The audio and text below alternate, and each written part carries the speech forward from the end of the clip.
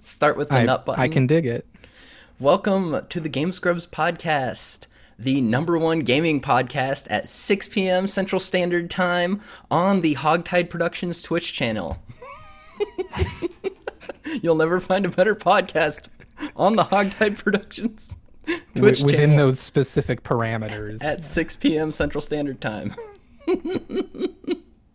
I am your host today. My father, Cal, is out fighting in the war. Hopefully he will be returning soon. By the war, I mean the Great War. Hopefully there won't be a second Great War. Some would call it World War II. No, Cal has to work today. He's an essential worker at the wonderful grocery store, Hy-Vee, and he's doing his part to make sure you have good produce, or quality produce at least, in the Cedar Rapids area. Yeah. Decent produce. Not as good as other places. I know some people in the chat are biased, and I would agree with them, with New Pie Co-op in Iowa City and Coralville. I personally don't have many options. I give her 10 seconds before she plugs that New Pie. Oh, 100%. Admiral Akbar says, get that #1 spot one day, mark these words. He's coming in hot. Yes. One day our bags of salad won't be littered with E. coli. Fingers crossed. I am your host this week, Jake, and for the first time ever, visually on Hogtide Productions content, you may have heard him before in a Smash stream or two. You saw me beat him a couple times, like maybe a dozen times, most of the time in Mario Kart. But here he is. How's it going, my dude? You know, introduce yourself. You give yourself the silver medal Mario Kart player. Real name is Jalen. Anybody who's played on Smash Nights would know me more commonly as Lotus. So it's great to be on camera in front of everybody. This is my first time speaking ever, and we were lucky enough to capture it on video. So very exciting stuff we got going on today. I just appreciate that you let me lie through my teeth like that. You're the host. I don't want to get fired. It's true. 4 minutes in. Yeah, I mean, people have lasted longer or shorter at places, so we'll get into that later. So, but this week, like every week, we're gonna go through the video game news of, wait for it, the week. Man, what a week it has been. What? Week. It has been a week. All right. A lot of it's been something. A lot of scumbags out there. Just when I think it couldn't be, people couldn't be more gross, they always do their part to prove me wrong. Life finds a way. Life finds a way. Jeff Goldblum nailed it. Okay, so our first article of the week that we're going to talk about is from BBC News. Not There we go. an outlet that we generally go to, but this is something I'm going to bring up after we go through the article. This is an outlet that we're going to be using to talk about all of the horrible things that have been happening in the Super Smash Bros. Competitive scene, and Nintendo condemning the alleged abuse in the community. So the question becomes, how many times can we talk about it? And I think the correct answer is never enough. Oh, never enough. 100%. We're going to talk about it all the time too, because people are gross. And this is just like, oh my gosh, all walks of life, just gross people. There are a lot of no matter who you are, where you're from, you're just gross. I have a specific set of skills. I will find you, and I will find out how gross you really are. Oh, man. All right. In the space of a week, dozens of allegations of inappropriate behavior have been made against competitors in Nintendo's Super Smash Bros. Fighting game series. Several of those allegations involve young teenagers and older players. That's an easy way of saying that a lot of old creepy dudes and a couple people that identify as female were really gross to fucking kids. Children. When did young the adults. Smash Bros community become, the pop punk music community? When did we get that low? God, when did oh man, woof. What a good reference. Man, it's too real, I don't like it. Okay. So, this is just crazy. Okay, when all of this started happening, this is my personal thing. This is the moment for me that was, like, I was so disappointed with everything that was happening. And I was, like, thinking to myself the whole time, man, I hope nothing comes out about Zero. I'm like, he's such a delightful guy. That one hurt. I feel like his channel's so easy. It was so easy to approach. It was good for casual. It was good for competitive. It was just a very, like, as fucked up as it is, it was such an inclusive channel. Like, of people just wanting to know more about Smash, enjoying his personality, and it's like, oh, fuck. He said really creepy, weird shit to 14-year-old girls. Sorry. A 14-year-old girl and a lot of other minors, and showed them hentai, and it was just wildly inappropriate. Ooh. But that's what happens when you come up in this weird, toxic community where it's okay and it's not okay. I have a statement from Cal that he asked me to read. Ooh, exciting. Yeah, he can't be here, but Dad's with us in spirit. Exactly. He's speaking to us from beyond the grave. All right, here we go. Jake's about to bust out the Ouija board and get Cal on the mic. Just gonna speak to him. Where's my oh my gosh, I need a psychic. I need someone to speak to him from beyond the grave. Oh my god. Quite frankly, I was initially shocked with the amount of accusations making their way through the community, along with the big time names associated with said accusations. I'm not gonna pretend I've delved into each and every single one. I did, and it fucking sucked. And done ultra vigorous research, but every accusation made. But I have seen some spreadsheets, and where there's smoke, there's fire for some, and others, it's the credibility of the accusations that are the most damning factor. As someone who enjoys competitive Smash as a fan, it of course sucks to see how many people were being protected over the years while they did this shit behind the scenes. As a human being with empathy for other fellow human beings, though, each and every one of these people can piss off. Using fame and abuse is quite frankly as scummy and low as you can go as a human, and they will be without sympathy from me. I also want to make sure the point not to paint about a broad brushstroke is made here. I refuse to victim blame and choose to believe, at least from a base starting point, with each accusation about the accuser. That doesn't mean everyone is going to be guilty, though, which is why, even though there is sure to be a lot of BS and smoke screens put up by a lot of people, it is important to hear both sides. And from what we've seen a lot of the time, like, after enough pressure, these scumbags have come, like, everyone will come clean. To close out, I had a not funny thought today. Who's really shocked that a bunch of social outcasts who poured their life into getting good at a video game wound up being social deviants once they became famous? That happens all over the place, even in traditional sports. Don't have heroes, have ideals, folks. Have standards that you feel comfortable sharing with your parents or grandparents that you decide to live your life by. Sorry I couldn't be there to make the podcast this week because of work, but I wanted this to get out there somehow. Thank you, Cal. 100%. Like, and he wrote that, like, in a 5 minutes. I don't know what the hell he was doing. He's like, I got 5 minutes. Here's my hot take. And then he wrote that. Okay. I'm like, that's not a hot take. That's like really well written. First off, how dare he be so empathetic to the victims in all of this? How the way he's humanizing these people is just, good on him. Admiral Akbar in the chat says a circle of salt only makes Dad more powerful. It doesn't protect you. Sick supernatural reference. It won't protect you. He just becomes stronger. Man, there's a video that we can do. We can. That's how Cal and I do content together. I just summon him with a salt circle. But oh man. But for the statement he gave, yeah, I think he touched base on a lot of really good points there.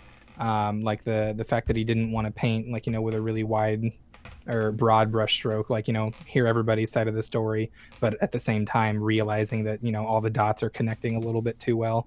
I think he has a very level-headed approach to all of this for sure.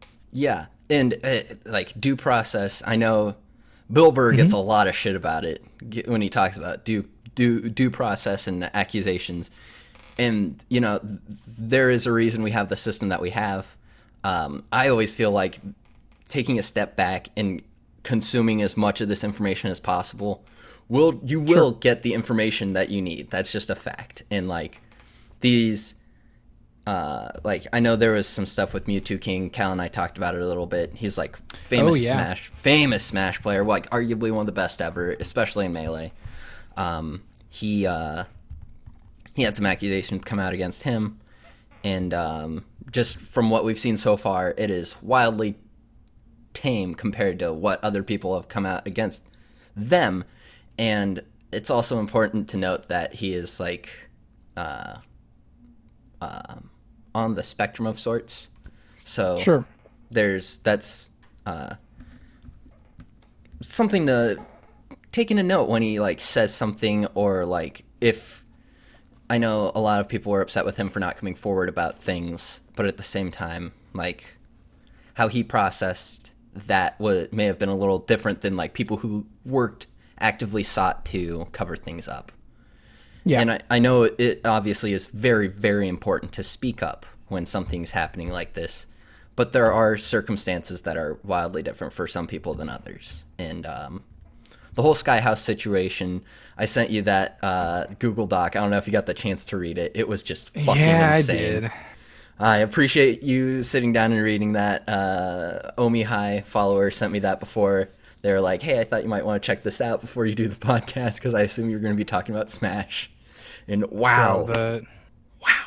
I think I said it earlier, too. Like, at first, that was like at first, it was like almost like a funny read, the way he was describing everything. It reminded me of Urlock's house in Silicon Valley, you know, just a bunch of quirky guys doing their thing every day. And then the farther you get down the list of like just what it was like to really be there, you just start to feel so bad for these people that are in that environment all the time. Absolutely insane. Like, if you didn't do what he wanted, he would demand $350, and if you didn't do it, he would trash your shit. That was insane. And I believe he's, in his own words, he said, "You can try your best to hide your valuables, but I'll find them and I will smash them." Like, what? That's some weird ass. B side, not B side. B Liam Neeson, like B quality Liam Neeson. Taking shit.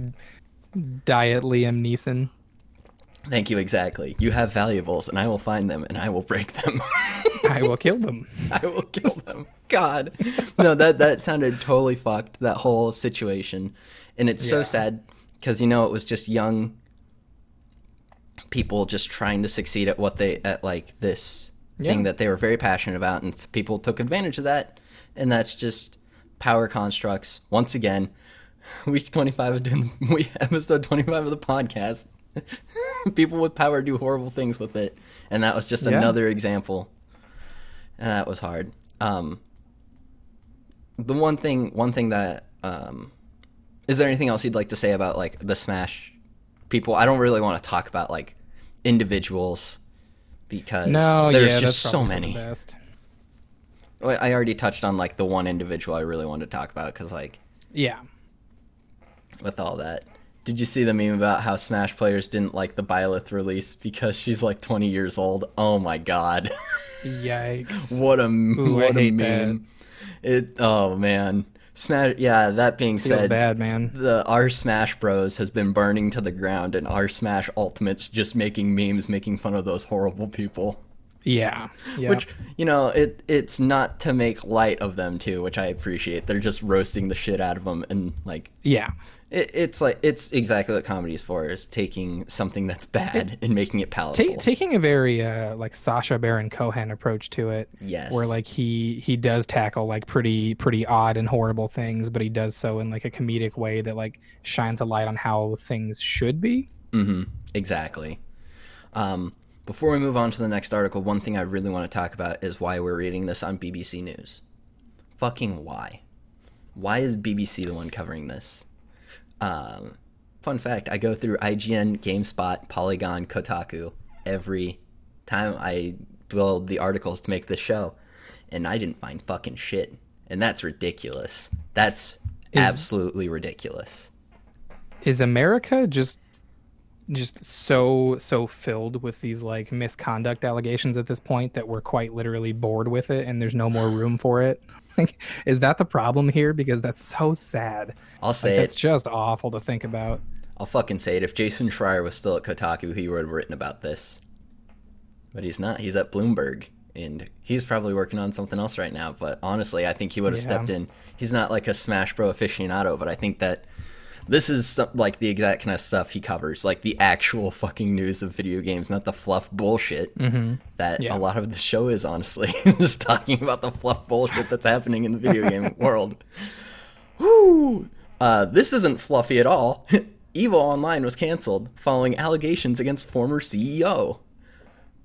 Wow. Here we go again. Here we go again. This was updated at 9:09 Pacific time. Who gives a fuck about Pacific time? Am I right? It was at... This was updated at 11:09 Central time. We work on Central time and nothing else in this house. One of the things I appreciate about Rooster Teeth is they do everything Central time because they're based in Austin. Oh, man. Like, as... Oh, man. Oh, I'll read Nintendo's statement, actually. This is their statement about the Super Smash community, which, first of all, they wouldn't acknowledge for years, and this is the first time they've acknowledged it, and it's for something so shitty. I saw a really good meme that was like, Nintendo acknowledged competitive Smash, but at what cost? This is what it took, huh, Nintendo? At Nintendo, we are deeply disturbed by the allegations raised against certain members of the competitive gaming community. They are absolutely impermissible. We want to make it clear that we condemn all acts of violence, harassment, and exploitation against anyone, and that we stand with the victims. I mean, that's pretty solid statement, I would say, and exactly what they needed to say. Pretty standard statement. They got covered what they needed to, I think. Exactly. We got a lot of scumbags playing our games, and we don't stand with them.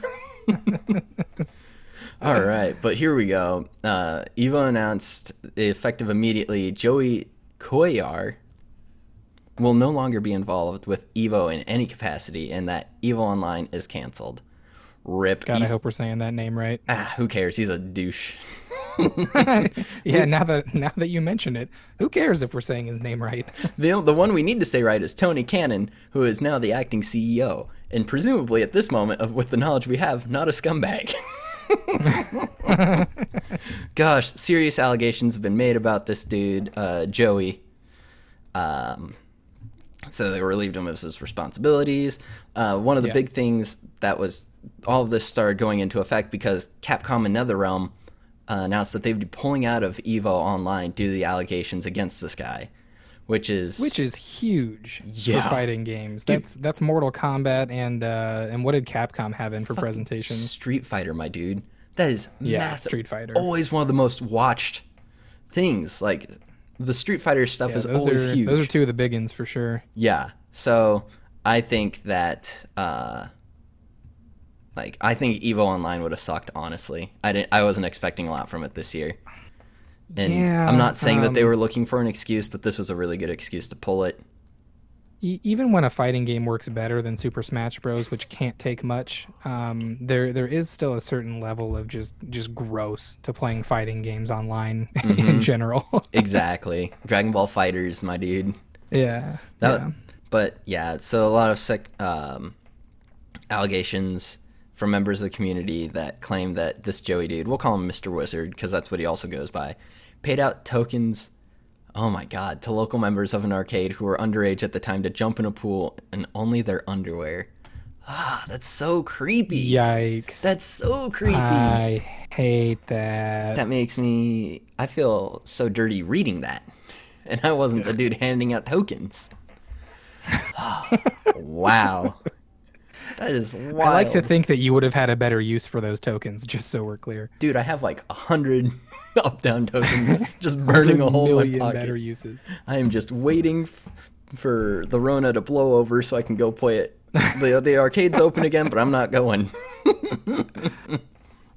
Oh, man. That was, yeah. You know, I think that EVO handled that perfectly. Just get him out. Yeah, I agree. put someone new in. Bye-bye. Yeah. You know, it's good to see.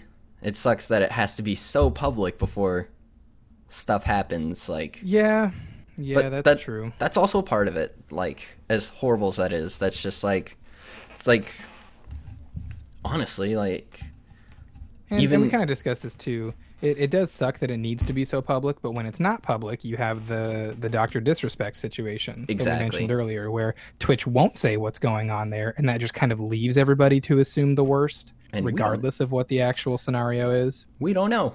And yeah, people are just gonna keep running these scenarios through their head, and who knows what they'll be. As far as going public is, I had an experience at a place that I worked at before where manager said something wildly inappropriate about an employee, and I reported this, and good on you. Well, here's the thing. The manager had to apologize to me, not the employee that they said the wildly inappropriate thing to and about, and they got a slap Say that on again now there? Okay, the manager apologized to me, not the person that they said the thing about. What good does that do? No, it doesn't do any fucking good. See, the thing is, they said the horribly inappropriate thing to me, and I was like, well, that's fucked up, and I let the person know, and, like, Ooh. They were, like, if you can believe it, very uncomfortable with a manager saying these overtly sexual and, like, Big very surprise creepy things. Yeah, for some reason, they just weren't into it. I don't know if this was this long game or what, but it's a really bad one. And he said this, and I reported it, and all that happened was that manager had to apologize to me, not even this other person, and then I got $1 raise because I didn't take it to the press. How fucked is that? Anyways, here's your hush money. Yeah, 100%, and that's why you take it public. I think that, I don't know, I remember telling that guy, this is my inappropriate part of the story, is where I told him that I could ruin him if I wanted to. Yeah, so anyways, if I give you $40 a week, do you promise not to take down my entire company? Yeah, basically. For what just happened here. Yeah, Mach, what WTF is spot on. It was so fucked. And that dude is a scumbag, and fortunately not there anymore. But he's just terrorizing people. That was my somewhere next else, question. I'm sure he's just off being a douchebag to other people somewhere else. Funny. Oh man, we won't talk about that scumbag anymore. We'll talk about a different Oh wait, no, we aren't talking about scumbag. Well, I mean, we're talking about nasty people. Group of them actually. Yeah. This disturbed me. This is fucking insane to me. The Last of Us 2 dev Naughty Dog condemns harassment and death threats. Devs and talent behind the game are getting hate. What the actual fuck? Now I agree with you. This does disturb me. I hate this. Unfortunately, this is nothing new to me. No, not surprising. I remember working at the video game store. We're just going to say GameStop. And I remember being at GameStop, and I still remember the day I realized that just as a whole, the gaming community is just filled with terrible people. They're gross. They're so like gross. You have your decent people in every community and everywhere you look, but unfortunately, like every other community, the terrible people are so much louder than the people who are like calm and reserved and take to thinking before speaking. Yep, exactly. Oh man. I'm going to read the Naughty Dog release statement real quick, condemning the harassment and threats toward our team and cast. The message reads, their safety is our top priority, but we must all work together to root out this type of behavior and maintain a constructive and compassionate discourse. Because, fun fact, there is no discourse here. There is only... Oh yeah, sorry, endless cadenzas, right? Don't forget the sexist ones. Oh yeah, that's a big part of it. That's something else. Which this actually touches base on here in a second too. Yes, Druckmann posted a bunch of Neil Druckmann, creative director on Naughty Dog, on Last of Us 2. God, so much. the gamut of stuff posted about anti-Semitism, death threats, transphobia, more. Yeah. I hope that a real fan will kill you, is a quote from one of them. What the actual fuck? Yeah. This is a video game we're talking about. The drawing that he received, Oh my god, it's disturbing. is awful. Yeah. That is straight up like I know everyone gets tired of hearing this, but that's some fucking Nazi shit right there. That's some World War II era German Nazi anti-Semitic propaganda. Yeah. Now, I learned about the Neil Druckmann ones here just today.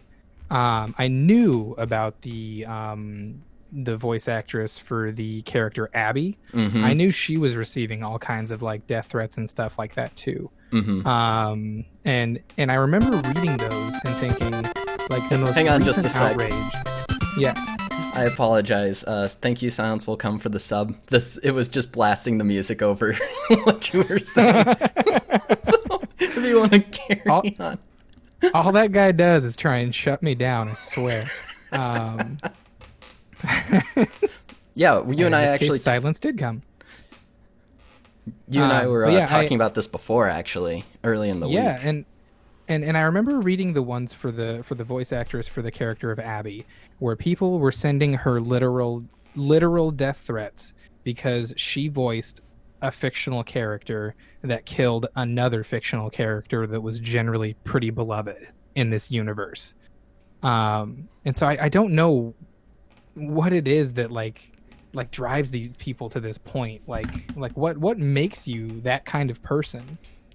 What? Yeah, my point is 100%. Like, how sad and angry are you?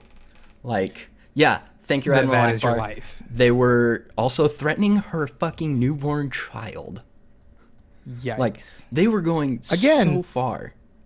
Again, because she voiced a fictional character that killed another fictional character. Oh my god. That's where this all stems from. Dude, and then the subtle it's not even subtle, the insane transphobia about the character Abby. Like, they're like, who's not even a trans character? No. Just so we're clear. They're like, she's jacked, so it's obviously trans. Like, who can get that jacked during this? And I'm like, dude, you can get so jacked anytime. Like, yeah, totally weird aside, but have you seen Manny Pacquiao's old workout shit he did when he was in the Philippines when he was younger? Mm-hmm. Exactly. You can work out and be fit anywhere, anytime. Like, it also does go to show you that the people who are screaming the loudest about this are people who haven't even played the game. Yes. Because the biggest thing was, you couldn't get that muscly, that jacked in the apocalypse. You wouldn't have access to like the protein you need. You wouldn't have access to the diet you need. If you play the game, you see that she belongs to an organization that has those resources available to them all the time. All the time. So you just know that these are people who haven't even touched the game. They're just upset for the sake of being upset. They're just mealy mouth assholes. All right. Another aside real quick. Are you caught up on the Harley Quinn animated series? Yes, I am. You saw that really good bit where it was a Batman heavy episode and the neckbeards watched it. That was like perfect. They do this really funny bit where this neckbeard's all upset because it's a show based on Harley Quinn, and it's like not on Batman. Yeah, specifically. He was talking about them pushing like this feminist agenda and all this stuff, and his buddy's like, "Oh, this episode's about Batman." He's like, "All right, I'm in." It's like, God, that's so spot on. It's like, the writers had to have dealt with that like bullshit. Oh my gosh. Yeah, like it's not up to the voice actor for their character to kill another character. Exactly. They're literally just reading lines. Akbar in the chat, all these neckbeard fucks talk about getting their heads crushed in thighs, and a woman appears to do it, and they complain. Spot on. Spot on. It's just so depressing. It's so sad. And obviously there's a lot of people coming to these people and voicing their support, which is fucking phenomenal. Yeah, which is great. My personal favorite is James Gunn, because big James Gunn fan. And like, yeah, I get bummed when his quote was, "I get bummed when something happens to a character or story or love that you don't like, but this is outlandishly lame. It seems like people are confusing fiction with reality, in reality, and in fiction. Grow up. Oh Killed my it. gosh, yeah. He knocked out all the bullet points in one tweet. And 280 characters. Good on him. Less than it looks like. But yeah, that was just really sad, really gross. Hopefully this will change, but as long as there's just so much behind this, and like we were talking about earlier with the Smash community, when you have like these people that feel like they're social outcasts and just like they form these toxic groups and they're so loud and they're always the smaller part. They're the smaller group, but they're always the worst.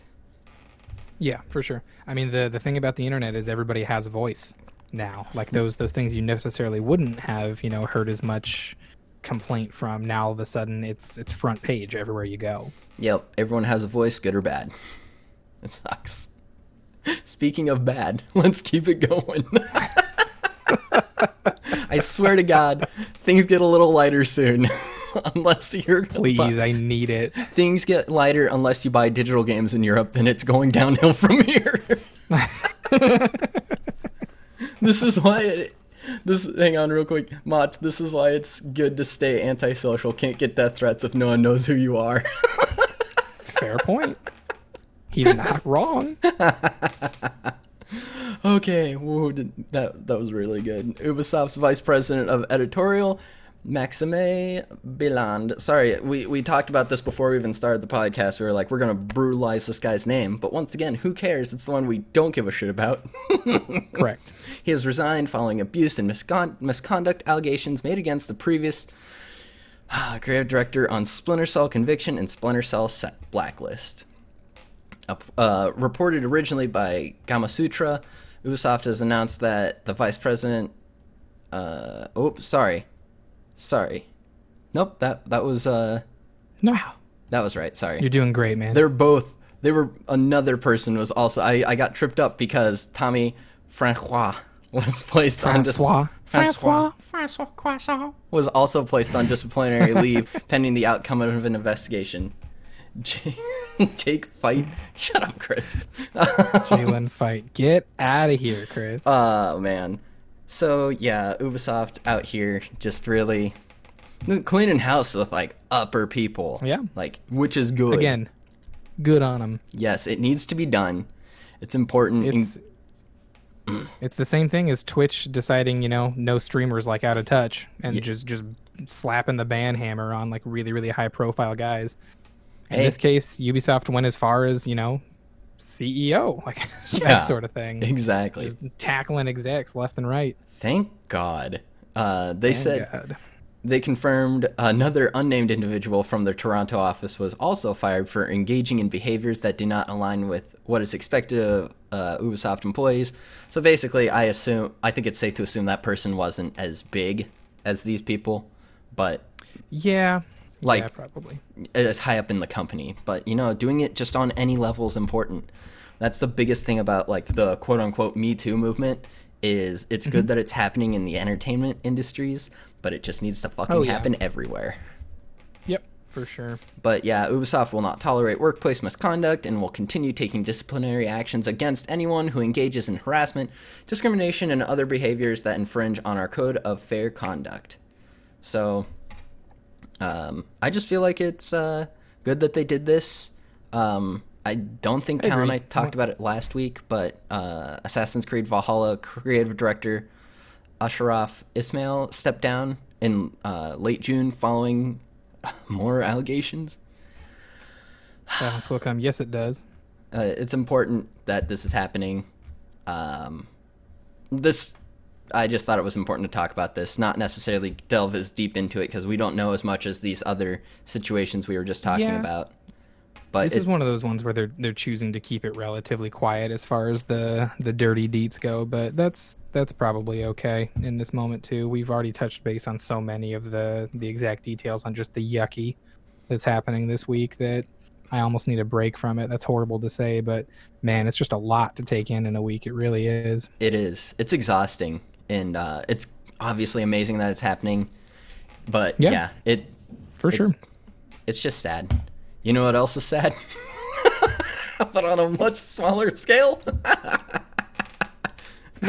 Nintendo is stopping European retailers from selling first-party digital game codes. It's a me consolidation. Ooh, man. Now, when I first read this, I definitely misinterpreted what exactly was happening here, because I skipped over that part that says retailers specifically. Yeah. I thought initially this was something to the effect of what's happening with Horizon Zero Dawn and their PC edition, because currently right now people are abusing the use of VPNs, like they do with a lot of AAA games, but they're abusing the use of VPNs to purchase Horizon Zero Dawn PC edition for really, really cheap. Mm-hmm. Like for example, I think it cited like Turkey as originally you could pick that game up for like $7 American, and since then it's like quadrupled in price, which is still a lot cheaper than it's going for here in America. But that means for people in those lower income countries, their price is now going up too, because people are like abusing and spamming that VPN privilege. Exactly. So that's kind of what I thought was happening here first, and then I realized it's just the equivalent of Target and GameStop not having a little paper slip on their on their pegs anymore to sell you this stuff. Exactly. And one of the big this has actually been something I knew was going to happen. It was destined to happen, because when you buy those digital codes from retailers in Europe, Nintendo wouldn't allow you to return it, right? Sure. Nintendo didn't want you to return it. Nintendo's return policy is absolute trash, arguably one of the worst in the business. But Europe has been fighting this so hard. So that was one of the big things, was just like they wanted them to buy directly from the eShop, basically. Sure. Yeah. So you can buy other content, like it says in the article. Customers will still be able to purchase eShop funds, Nintendo Switch Online memberships, and add-on content such as expansion passes and stuff from retailers. And download codes for other Nintendo Switch software will still be available, just not first-party games. So that's the big thing. Give me some indies. Yeah, dude, the Nindies. Still waiting on Super Meat Boy forever, thank you. Thanks a lot, Nintendo. Yes. But yeah, that's about the extent of that, honestly. I think it's interesting. I don't see it affecting... I think that it sucks for those retailers that have less space and can sell more digital codes in that spot, but yeah, ultimately I don't think it's going to make too much of a difference in day-to-day life for people over there. Exactly. Instead of buying the card off the shelf, you just get it digitally right from your console. Yeah, exactly. And then you got me, who went to Walmart way too many times during the Rona to try and get Animal Crossing physically. Oh man. Gotta have that real copy. Exactly. I like the tangible feeling. You know, it has a really good... Can't what? Go ahead. I was going to say, can't taste the Bitrex on the cartridge if you don't have it in your hands. Thank you. Exactly. I just keep licking my console and it's not the same. Literally. Speaking of tangible feeling, though, Nintendo president finally apologizes for Joy-Con drift. What the fuck? This has been an issue since long enough. Day fucking one. Well, not necessarily day one, but month one, because that's when people started having the issues. However long it took for the first one to crap out. It's fucking insane. And I know my boy Silence Will Come has had issues with Joy-Con drift, and he's had issues with Pro Controller drift, which is bullshit. I would be pissed.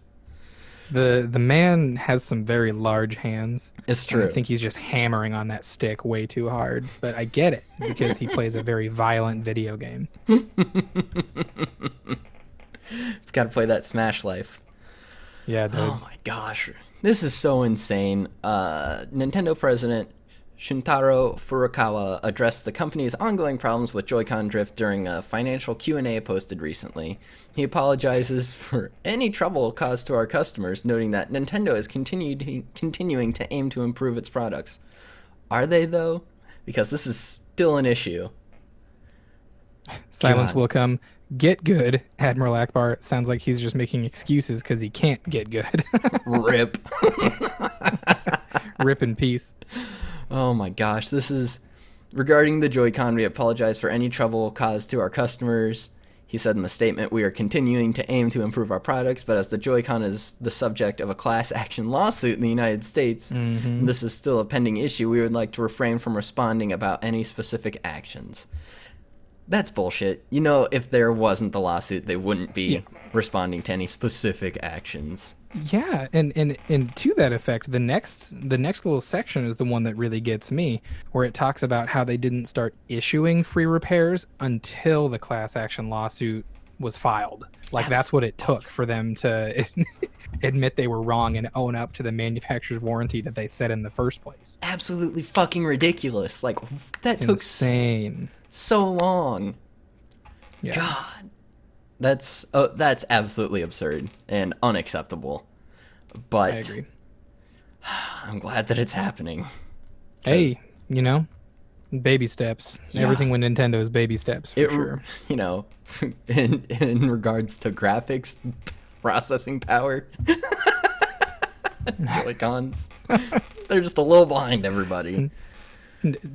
Does the phrase technology mean anything to anybody over at Nintendo Corporate? Man, you remember when Nintendo was actually putting out the same quality of video games as, like, the companies they were competing with? Man, not since the mid-90s. Speaking of things that run like they were made in the mid-90s, a Fallout TV show is in the works at Amazon from Westworld creators. You're nailing these transitions tonight. I love it. Thank you. Here's the thing about this. I think that's cool. Jonathan Nolan and Lisa Joy serving as producers on this is a really cool idea. Yeah, the fact that it's from the people from Westworld gives me hope.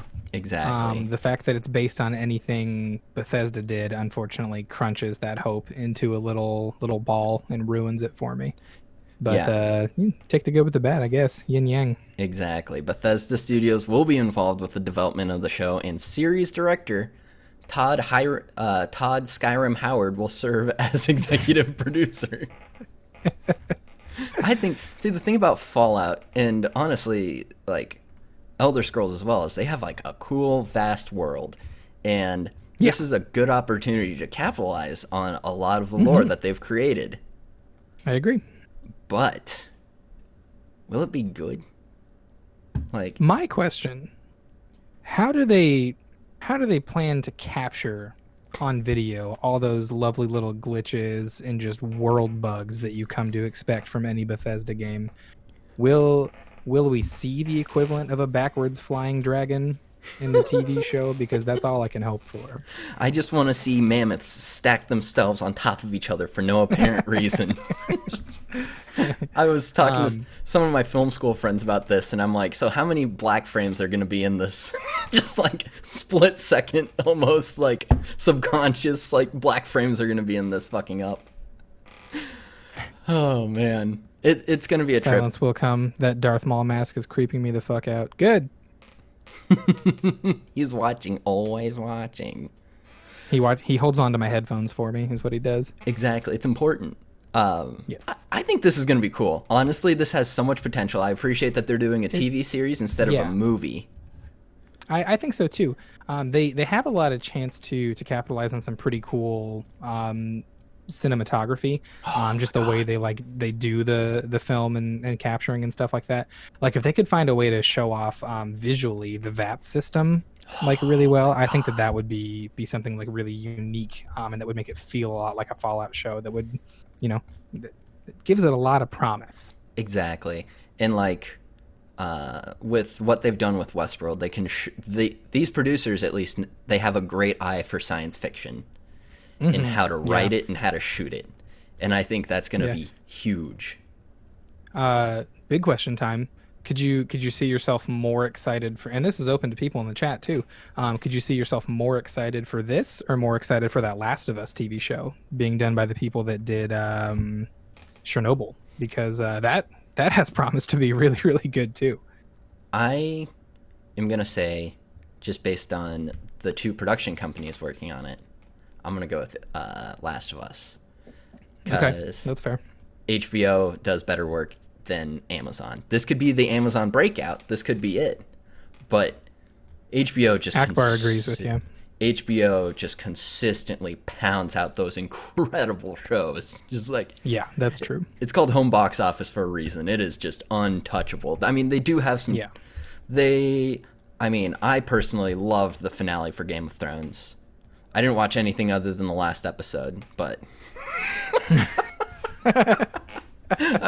I'm kidding. But I just think that just based on the track record, HBO's Last of Us is going to be a better fleshed out world. I think the characters are going to be better, and I think it's going to be shot better.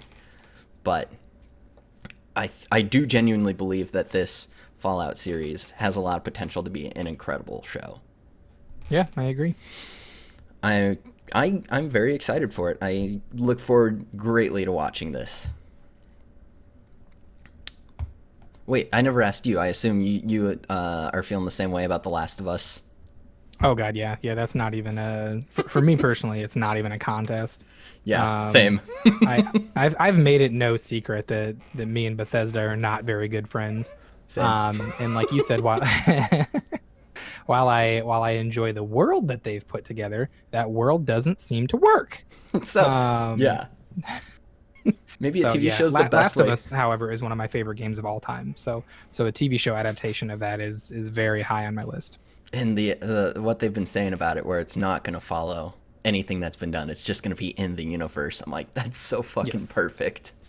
Yep, boy. The first time I get my eyes on a live action clicker, oh my gosh, I cannot wait. That's going to be so cool, dude. Based on what the practical effects and the makeup and stuff in Chernobyl, it's going to be fucked. It's going to be so gross and so cool. For sure. God, yeah.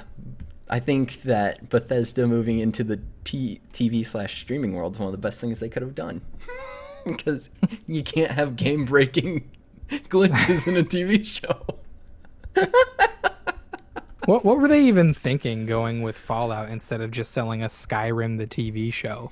Like, if I had to put money down on something, that's what I would have guessed for sure. But I'm happier that it's Fallout, don't get me wrong. But I can't believe they didn't choose to just sell us Skyrim the TV series. Todd Howard was laying in his like water tube thing like this with the head thing attached to him. And it just, the neuron thing just snapped and just went straight to Fallout. He was like, man, I think they're just trying to bounce back from Fallout 76 being such a turd. Oh, yeah, that's fair.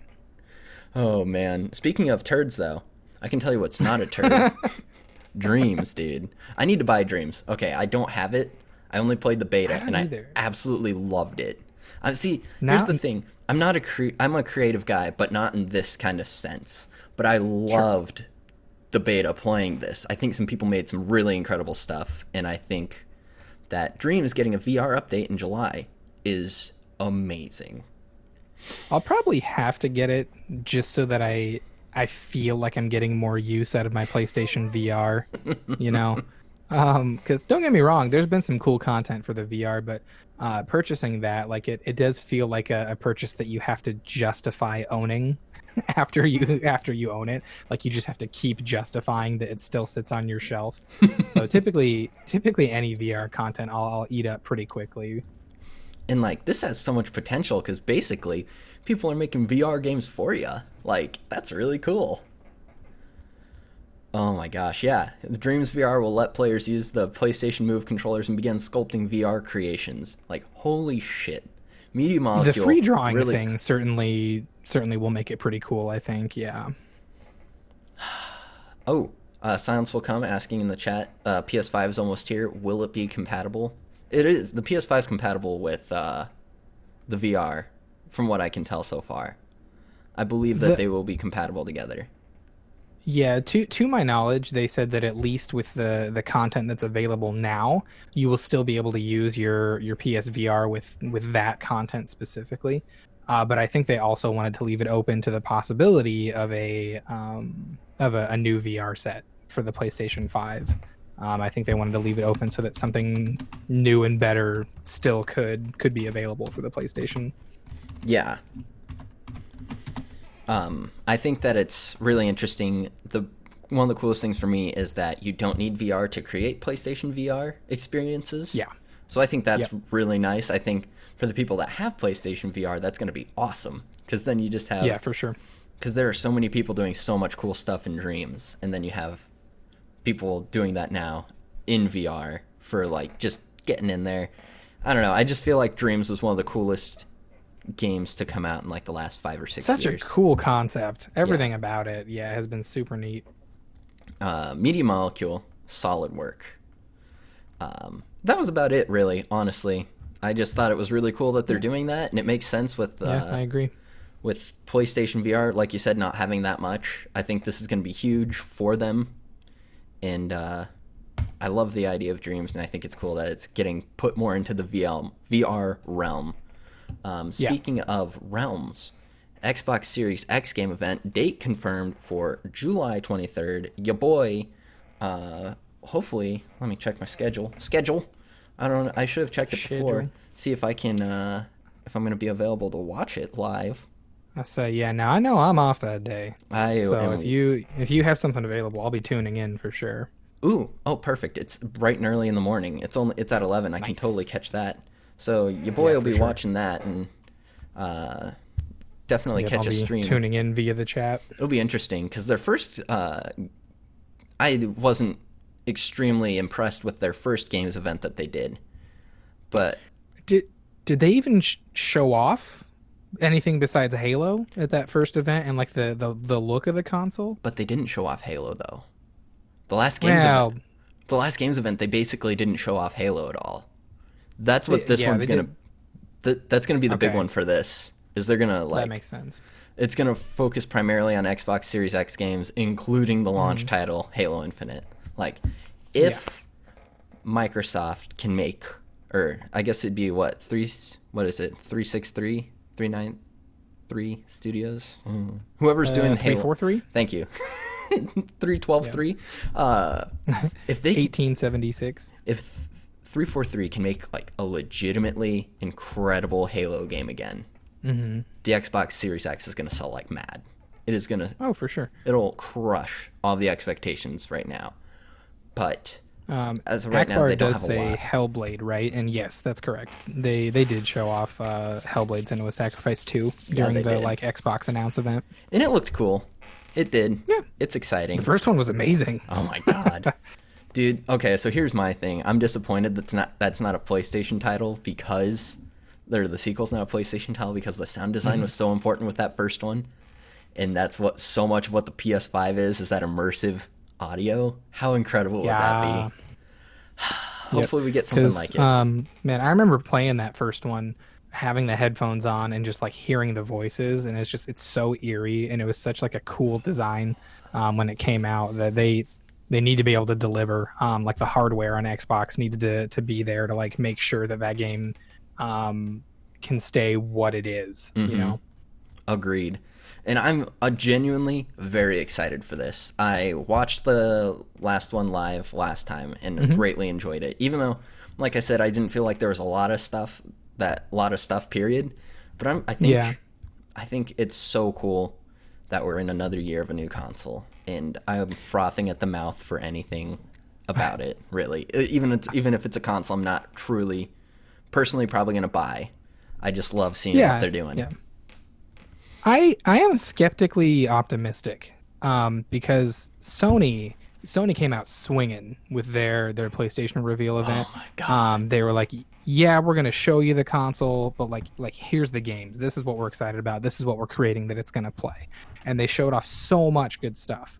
So I think the reason I'm skeptically optimistic is because I think Microsoft looked at that and went, "Yo, we need to bring it if we want people to buy this thing. We need to show them like what we've been working on." So assuming that they put the time and the money into putting games together that people are going to want to play, that they have ready to show off, I think they have a pretty big opportunity here. Exactly. So they really need to take it. Real quick, Admiral Akbar in the chat says, "Watch Sony drop the price point right before this event starts." That would be the biggest drag on them, period. That would be so funny. Sure. Wow, just go for the throat. Like you said, though, I think seeing what Sony did with theirs, and you and I were talking throughout the whole thing with our boy Sponge Daddy, who wasn't as impressed with the games as Sponge we were. Daddy. Like, that Ratchet and Clank game looks fucking awesome. That looks like such a fun 3D platformer. Like, I'm in for it. Yep. Like, who can't get excited about that Horizon game? Oh my god. Who can look at that in Spider-Man and not get beyond hyped? Like, I'm all the excitement. that Miles Morales story, the electricity, it can't get here soon enough. Those 3 games alone make me want to get a PlayStation 5 day one. And I think the one thing for me personally that Microsoft could do that would really set themselves apart, I think if they gave us any kind of tangible timeline, any dates on any of this stuff, that would at least for me create a lot more hype than Sony gave us, because Sony gave us a lot of cool content and showed us a lot of cool stuff. But as for when any of that actually releases, is still totally up in the air. We know the console's coming this year, but for all we know, all the games we saw could be 1, 2, 3 years away. Like that's a very real possibility. It's true. So if Microsoft were to give us a timeline on any of this kind of stuff, I think that would be their chance to really swing back at Sony and say, hey, we've got them ready. Like, let's do this. Exactly. If they drop dates on these big games, like, we know that Halo Infinite's a launch, but if they drop some more games with that same kind of caliber that are going to be launch games, they're going to come out hard. Like, I remember when the PS4 and Xbox One dropped, I was disappointed that there were only 3 launch titles for the PlayStation, and I wasn't huge. Like, what do you think of? Oh my God, it's completely. I thought Second Son was fine.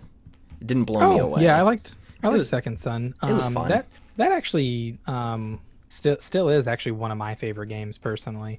I love the world they created for that and everything. But Knack. Knack is the one that makes me cringe when I think about launch titles. Oof. It is complete Killzone. Wow. Killzone Shadowfall. Like, it was fine. Was it the weakest Killzone game? Arguably. I think for me it was the weakest Killzone game.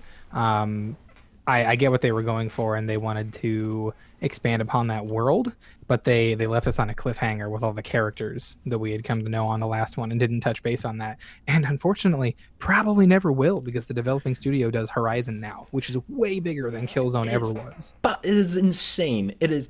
I know Admiral Akbar and I, a few years before Horizon even came out, we were talking about it, because he was like, hey, just so you know, I've heard rumors that they're working on this kind of game, and what he described was Horizon Zero Dawn.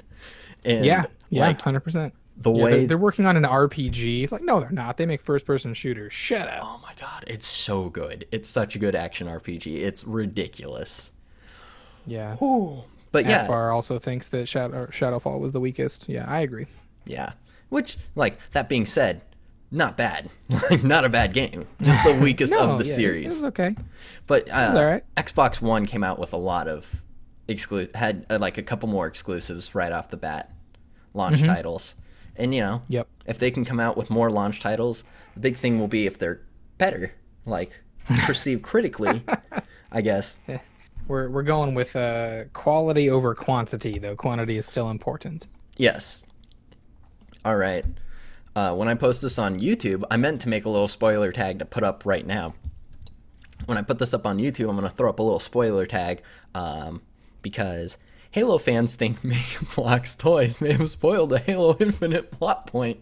So, Mach... This is so funny to me. Mach, if you're worried about spoilers, because I know of everyone in the chat, you're the one looking forward to and most likely to play Halo Infinite at this point.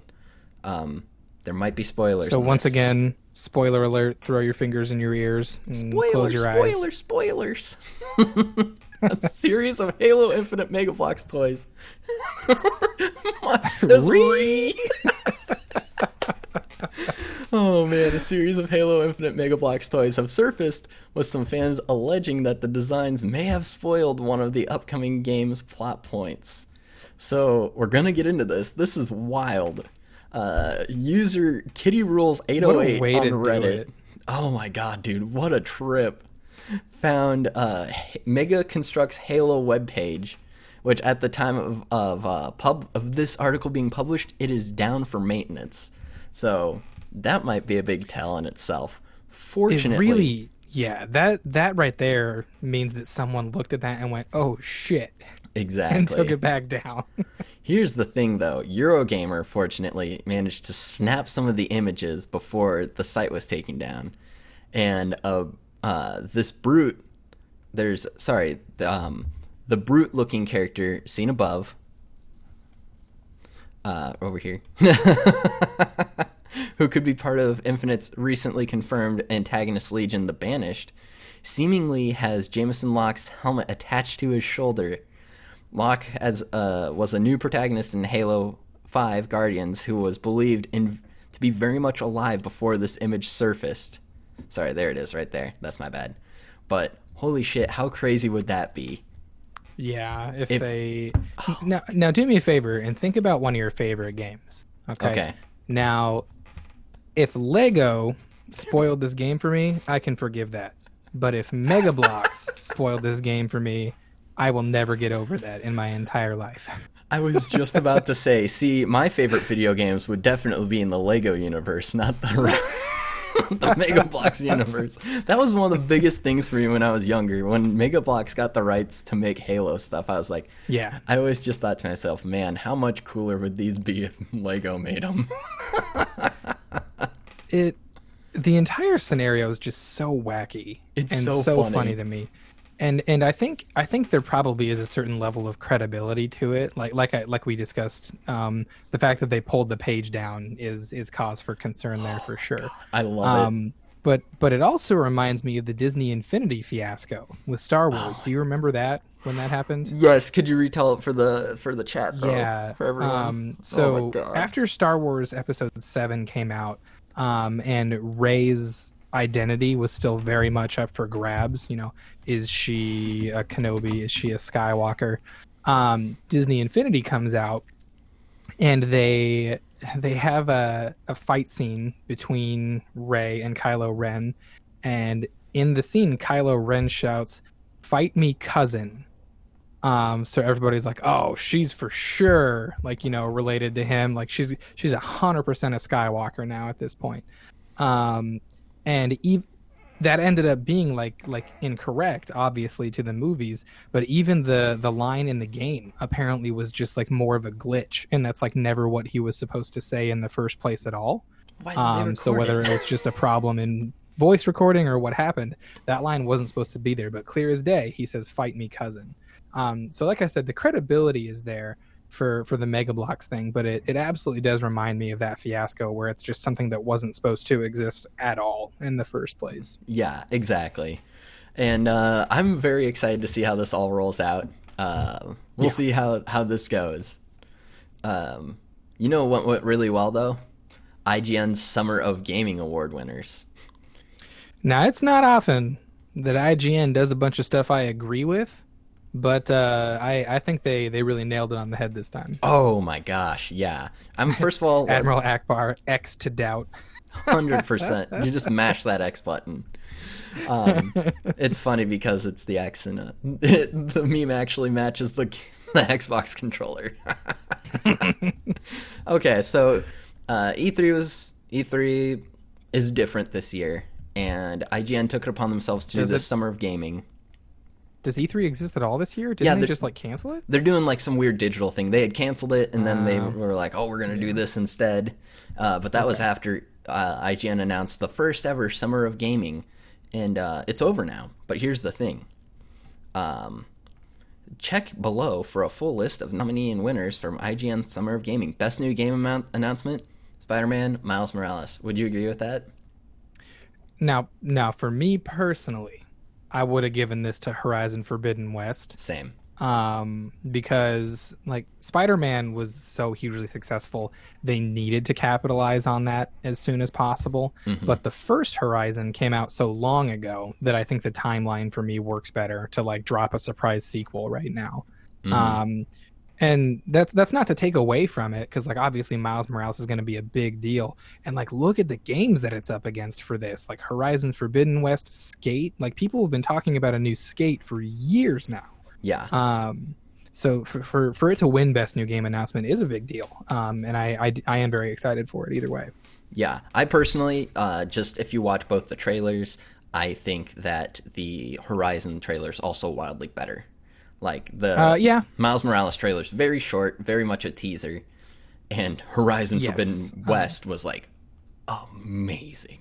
They dropped you Horizon in there. came out, like look at all the new environments, look at the new stuff you're going to be able to do. Here's even some gameplay, like as far as we can tell, or it's at least all done in engine.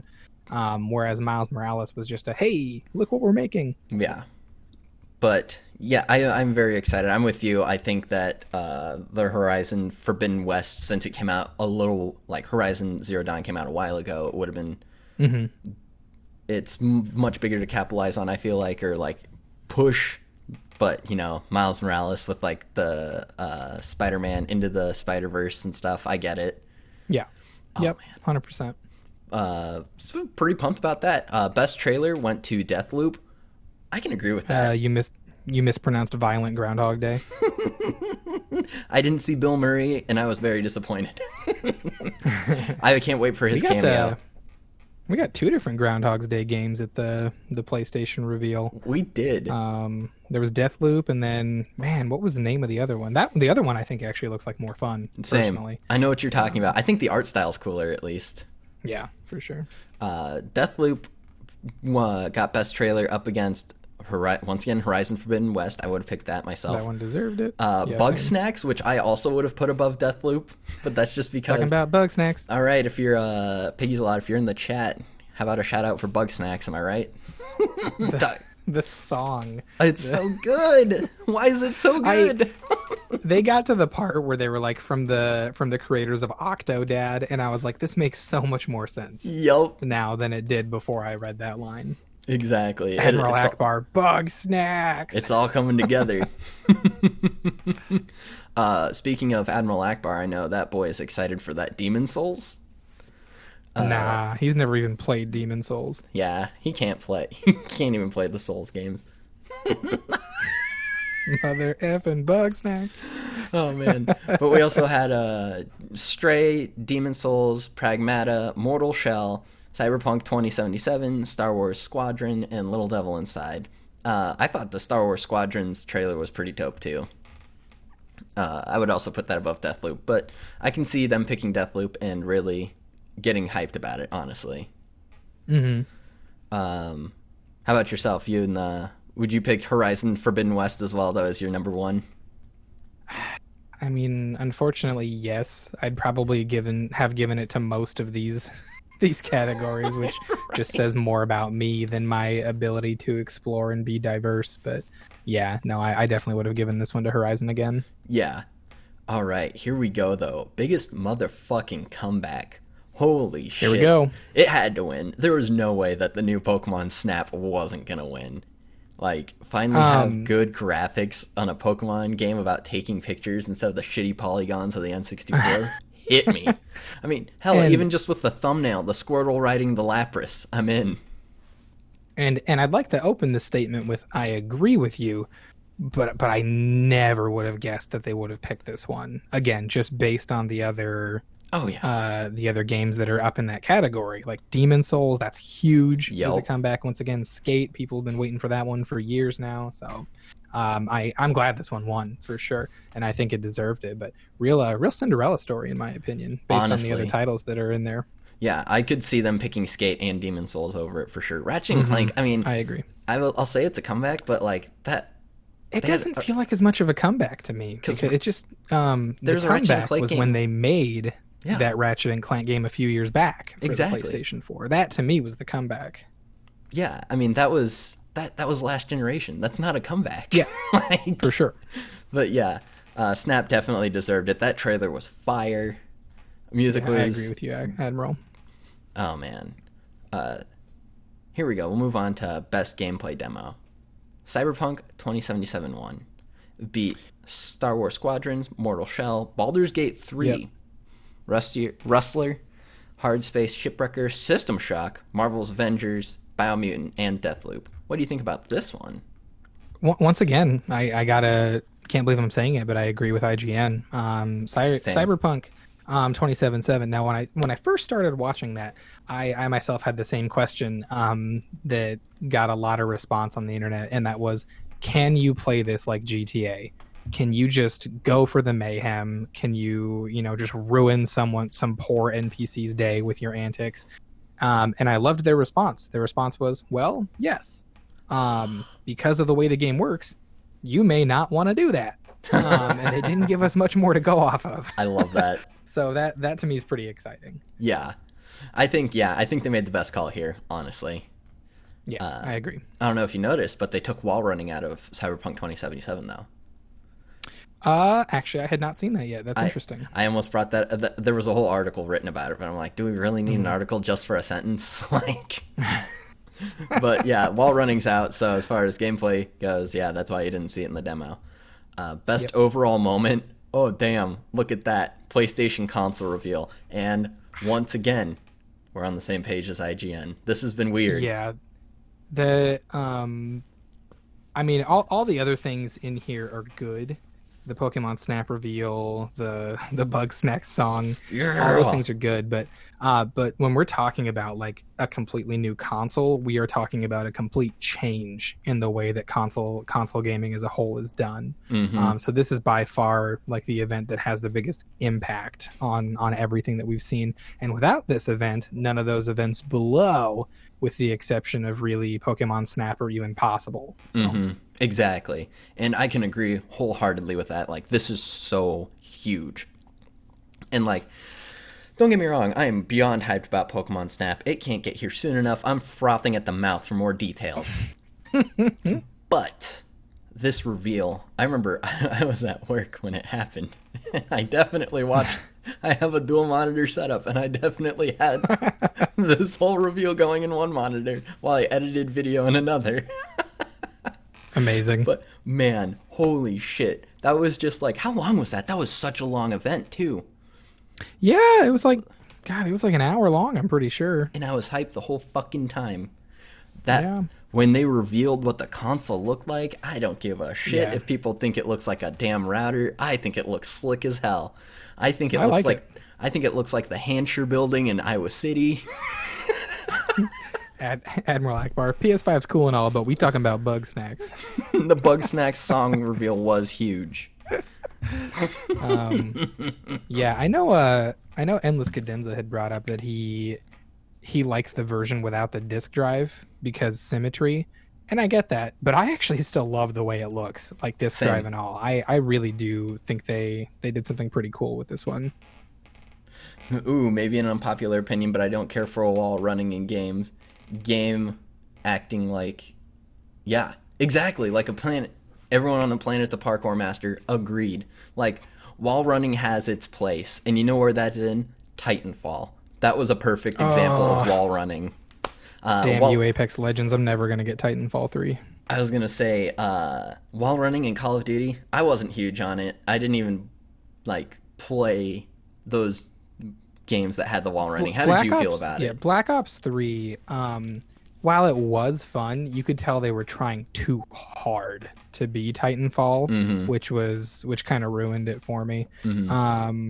The classes thing was neat. Like everything else they did with Black Ops 3 I thought was really cool. The fact that you had characters and classes with abilities and stuff like that had a very Overwatch approach to Call of Duty, but they wanted to put most focus on the wall running, which kind of just it ruined the level design in a lot of ways. Like they had to create levels that catered to that specifically, so it was like I couldn't care less. And Mach also says Mirror's Edge. Yeah, fuck that.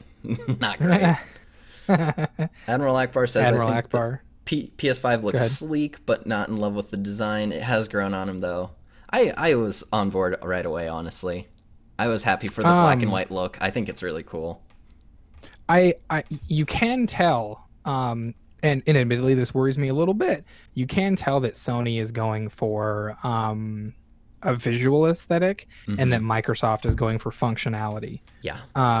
Because Microsoft designed a console that's going to stay cool, it's going to work well, all its components are going to fit inside very nicely. Yep. And PlayStation 5, Sony designed something that they wanted to shock the world with the way this thing just looks. Yep. It worked. It worked on me. Yeah, it worked on me. But yeah, we'll see how it all turns out. I make fun of the Xbox Series X, but I actually really like the design. I think it's a good, very good practical design. Yeah, 100%. The idea that you just design it like a PC tower, like there's a reason PC towers are designed the way they are. It's functional. It's so functional. Speaking of function, though, here we go, Admiral Akbar. I'm looking at you. Devolver Direct to be broadcast on July 11th. Holy shit. Something that's really disappointing to me is that it's going to be happening at 12 p.m. Pacific time, 3 p.m. Eastern time. So if, let me do a quick check on what day of the week that is. But I'm probably, nope, I will not be watching that live. So July 11th will be a Saturday. Yep. But the pre-recorded show will be broadcast on Twitch and Steam. Promises new game reveals, gameplay reveals, release date announcement, and a special guest from the industry to help usher in these important marketing bullet points. Ooh. I am very interested in that. Let's go Todd Howard. Nah, dude, it's going to be Greg Miller from Kinda Funny. He was in the first big one they did, and it was so good. I love Devolver Digital's streams so much. I'm so excited. They are so ridiculous and so dumb, but in the best kind of way. Yeah. And I'm so excited for this. That's about all I got. I love the line in this article, just below the video, that says the press release makes clear that the show will consist of nearly all gameplay because that's what the youths of today demand. Now, as one of those youths, when we're talking about indie games, I don't like the gameplay is absolutely the most important thing. Oh, 100%. For me. So, like, especially when we're talking about indies, because I've already come to expect that indies are going to put out some of the best story content. I don't need to know about your stories. Like, let me see how your games are going to play. Exactly. But man, those darn youths are just ruining it for everybody. They really are. How dare they? I am so excited for this. This is going to be dope. Admiral Akbar says, got to rewatch the whole saga. That's a fact. You know what you also have to watch out for? The rising cost of video games. No. It's fine. NBA 2K21 will cost $70 on PS5 and Xbox Series X. It was a matter of time. I'm amazed that we went through a whole generation, 2 generations with the same cost of games. It's unbelievable. Now I expected this, but I still don't like the precedent that they're setting. I just don't appreciate that it's 2K mostly. Yeah. 2K is, especially with their basketball games, are so predatory. Mm-hmm. Wait, why? Oh, they do all those like little They have so many microtransactions in their games. Okay. Yeah, I just wasn't sure what you meant specifically. They're just so easy for like the kids to just be like, I'm in. I'm in. Ugh, it's so gross. It was a matter of time. We were talking about this at work, actually, where people were predicting what the games were going to cost, and $70 a pop was my best guess. I absolutely can see us just seeing that, incremental increase on every piece of software that comes out for these consoles going forward. Dude, what if Nintendo just jacks up their prices to $70, even though they're still putting out little tiny carts? They will too. Oh, if they see other people getting away with it, they're gonna pull that trigger as well. 100%. I hate it. Their carts. I don't know what goes into a Nintendo Switch cart, but I feel like it's $50, right? The thing that could really make this okay for me, the thing that could sell me on this, is that $70 cost on physical editions for games. Like, maybe charge a premium if you're still getting the plastic and the disc and like the sake of like having it for the collection, and then give us that price we're used to on digital titles because they don't cost as much to produce and distribute. That is something that would actually make me okay with the price point that we're looking at here on these for sure. They definitely don't cost as much to distribute. The development, though, like I'm pretty sick of. I'm sick of developers getting fucked making these big ass games and like taking advantage of these poor people who are just trying to get into the industry. So hopefully hopefully they get paid more though too, because who knows, the price of games could go up and our developers don't get paid anymore. Yeah, and when we're talking about distribution, it actually is becoming even more costly to put that stuff out than it was. Think about how many games we've seen in the last few months that are requiring multiple discs to like make it work on your console. Final Fantasy VII Remake had multiple discs to it. Last of Us 2 had multiple discs, one being the install and one being the actual play disc. That's fucking so essentially insane. What they're having to do to get you this physical version is give you something that will install it and something that works just as a license. I think and there is an extra cost that goes into that. Exactly. Something that I was talking to with Sponge Daddy actually. No, I was talking to a coworker. Nobody cares about compression anymore. Like these companies are just like making bigger and bigger games and not thinking about how to compress things anymore. It's not something they have to think about, so they're not doing it.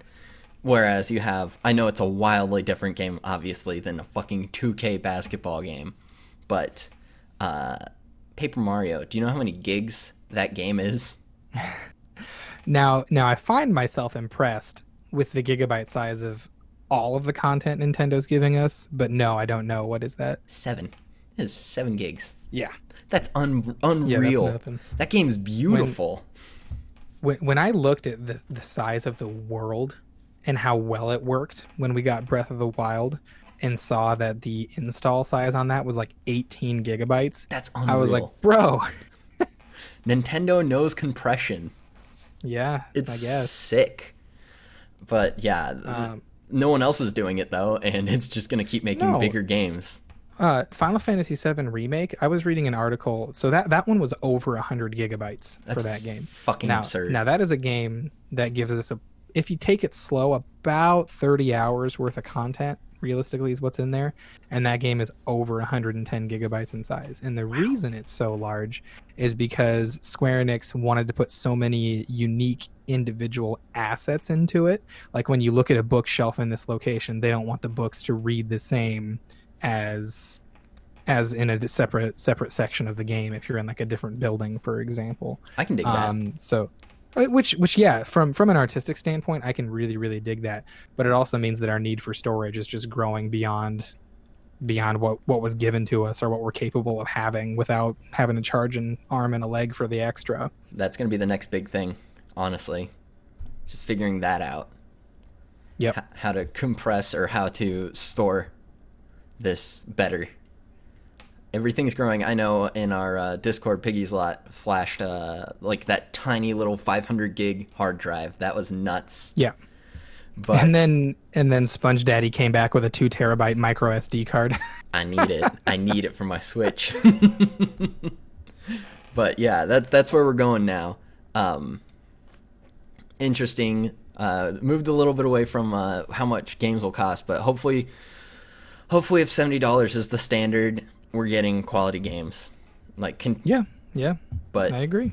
I'll pay $70 for what I've seen of the new Horizon game, and yeah, I'm not paying $70 for 2K, but I'll pay $70 for Horizon for sure. Exactly. Here's a good question for you though. Do you think you would pay $70 for Back 4 Blood?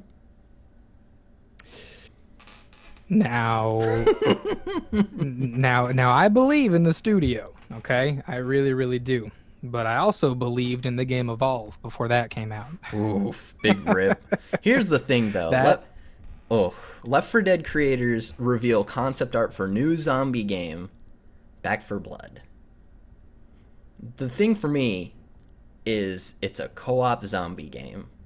That's their bread and butter. They obviously know that. Correct. Evolve was dope because it was something wildly different, and we talked about it earlier, and it walked so other games could run. But yeah, Evolve was dope because they almost single-handedly, like revolutionized a genre. The idea that you have the one more powerful entity, like within a time limit, hunting down 4 to 5 less powerful beings.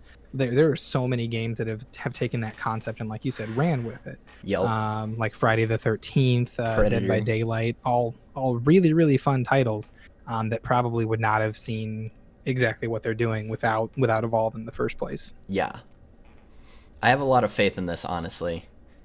It was scheduled for a release on PC, Xbox One, and PS4 in no release date yet, though, and we're halfway through the year now. We're over halfway through, so yeah, we'll see. I do like that they mention that a release on other platforms was said not to be out of the question, because I feel like for just about everything we're going to get from now until the new console's release, that's probably a pretty universal statement. Oh, 100%. Like anything that comes out for PS4 between now and December will probably also just have a PS5 version when that one launches.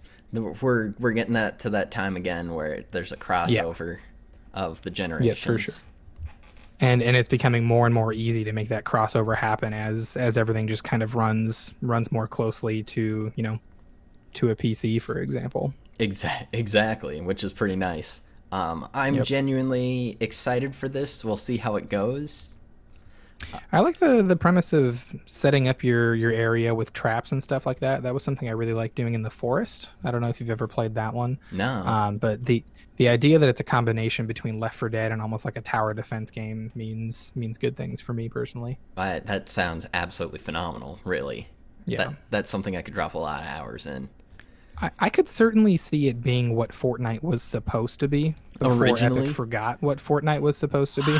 Yes. Oh, fun fact, I didn't put this in, but Fortnite's officially out of beta. Hey, they did it. Congrats. That's awesome. Good for them. Yeah, but this is what it was going to be, so it's exciting to see what a different developer is going to be doing with the same kind of idea.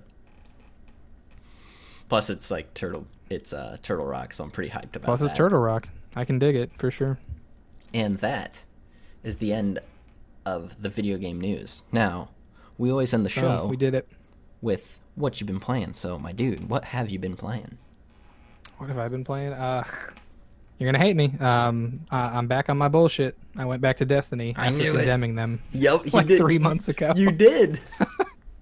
I remember reading that article where they were putting certain weapons to sleep at the end of a season and freaking out with everybody else and going, "Oh, I hate that. All my weapons I worked so hard for are useless now." But Last of Us 2 and Destiny are what I've been up to lately. So And a little bit of Smash, am I right? Wednesdays and Sundays. Exactly, the days to play.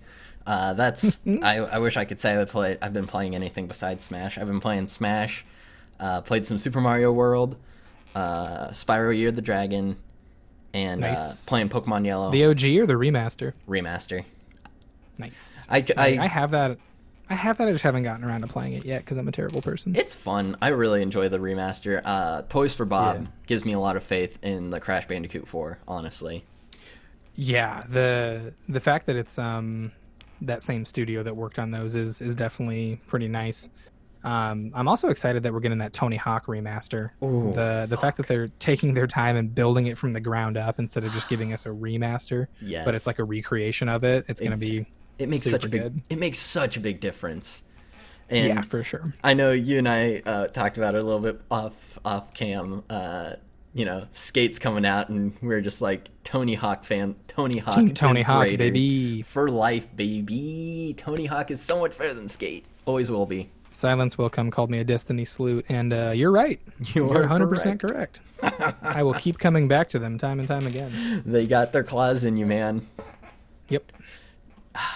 Man, what could have been, dude? Like, I'm happy that they're still out there making games, because, honestly, I haven't been as huge into Halo after they stopped making them, so. Hashtag in Bungie we trust. In Bungie we trust. And you know what else you should trust? You should trust Hogtie Productions. If you enjoyed this podcast and what you saw, drop a follow. Maybe give us a sub. You'll see Cal chugging barbecue sauce. And, sometimes it comes in at very tense times, and it's nice to break into that and cut it up a bit. If you like what you see on Twitch, you should check out what we're doing on YouTube, which is dropping this podcast on it. We're working on more YouTube content right now, but Let's take the podcast and push it somewhere else. Drop a follow there. Give us a check it out. There's always fun little thumbnails of what happened in or something that we've talked about. And keep following us. If you are on our Twitch, check out the bottom. You can follow our Facebook group there, and putting up the Discord there as well, so you can see what's happening and everything. And thanks for watching. Thanks for tuning in. Jalen, thank you for coming in and subbing in for my boy Cal. Thanks for having me, man. Of course. It was a good time. Anytime. Stay tuned. We're going to be, me and my boy Cal are going to work on our schedule for this week. Post that up on the Facebook group and Discord. You know where to find us. You can follow me on social media platforms at Jake the Mayor. And Jalen doesn't do social media, I guess. At least not Twitter and Instagram. I'm an observer. I don't typically post, but I'll watch other people do it. A lurker. I dig it. That's the way to be. Thanks for tuning in, everyone. Catch you on the flippity flop. Make sure to tune in next week. Later, skaters.